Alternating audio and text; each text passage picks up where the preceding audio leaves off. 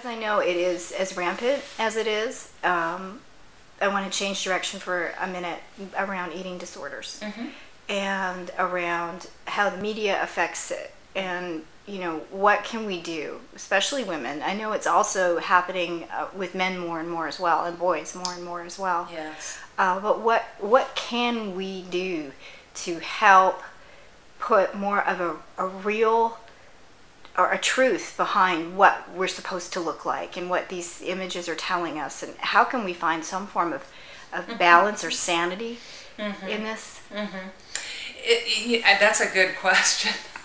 And I'm not sure I know the answer to that. I think that it's important to, as we're looking at media, to be able to educate. I know Dove came out with a media campaign around what does a beautiful woman look like, and you may have seen some of their ads in magazines, women's magazines, and they were putting normal size women in bra and panties, and to advertise different lingerie and Dove products and things like that.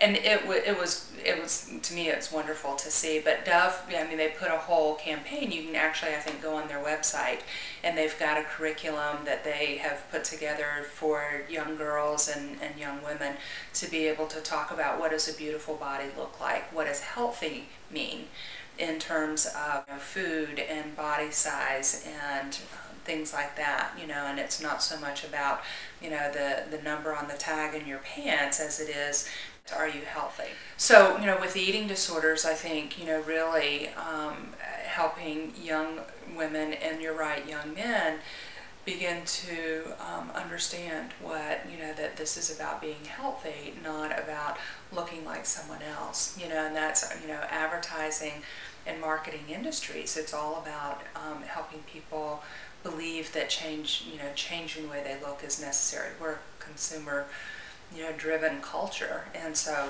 advertising is based on let's get people to buy our product. And so one of the ways to get people to buy your product is to create a need there. And so many of our products, it's about you're not young enough, you're not your hair's not the right color, your body is not the right shape, it's all about dissatisfaction. And so being able to help young people develop a strong sense of self, that it doesn't matter that I don't look like my neighbors next door or the kids down the street or whatever.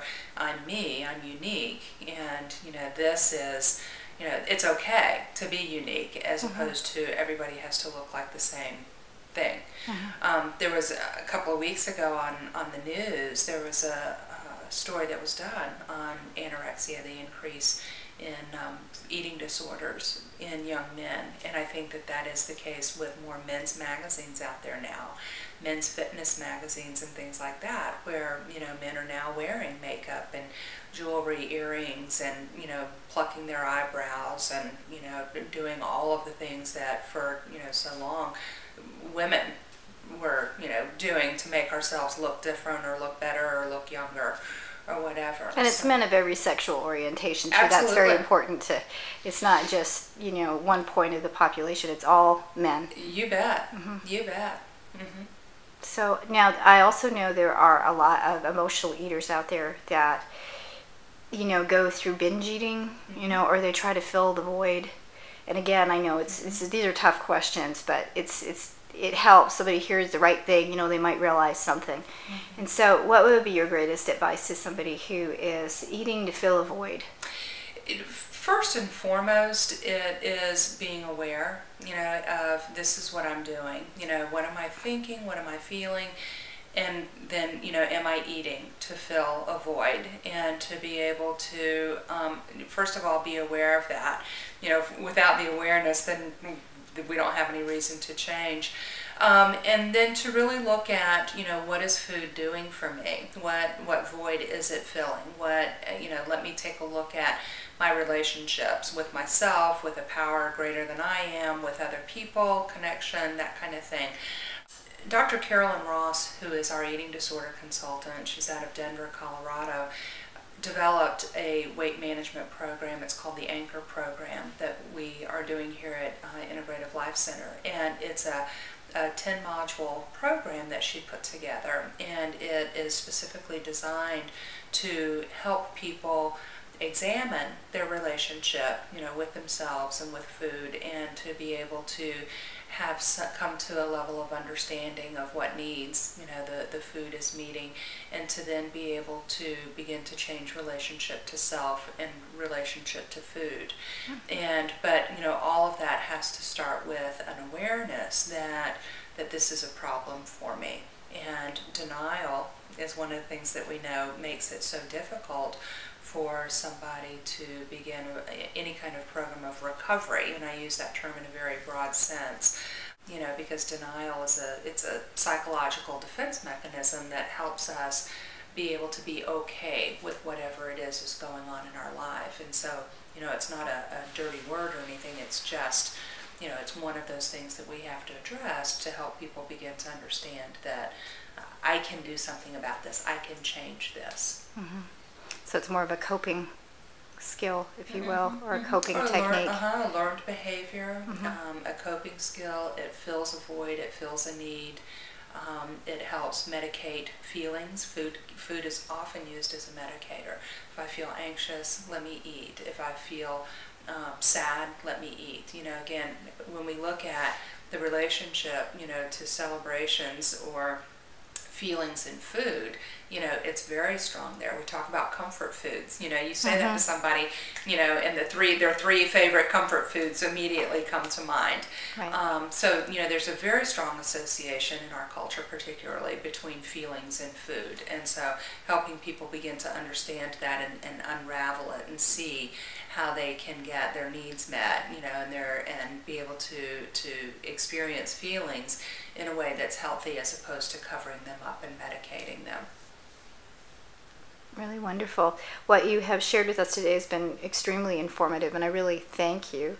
And I'd like to ask you on a personal level, as you do the work here with Integrative Life Center and build this and grow this and become a resource here in the Nashville community, what is your greatest wish for the Integrative Life Center? To be a center for people to be able to come to, where they're going to find like-minded people, and they're going to find connections, and they're going to find purpose and meaning in their life, and they're going to find a way of life that is so satisfying that they're able to find themselves in a way that they never have before, and so that they're able to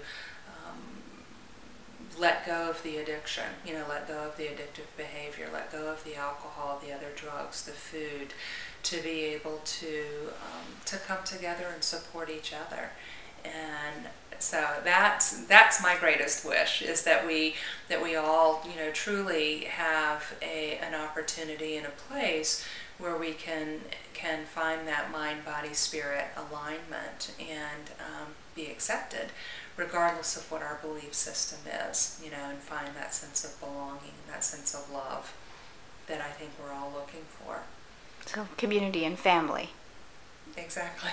Gotcha. We're located on 16th Avenue South, 1104 16th Avenue South, right down here on Music Row in the heart of Nashville. And our number is 615-891-2226. And our website is www.integrativeliFcenter.com. So, we would love for folks to get in touch with us if there's any way that we can be of help.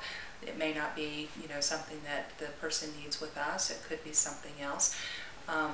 One of the things is at Integrative Life Center, we also have a relationship with Midtown Homes, and we have sober houses, recovery residences for men and for women. And these are homes, in beautiful locations where, again, people can come, they can live together, they can work a program of recovery, find a way of life that is connected and supportive of being happy, joyous, and free. Awesome. Yeah. Thank you, Holly. We appreciate it. Thank you. I appreciate it.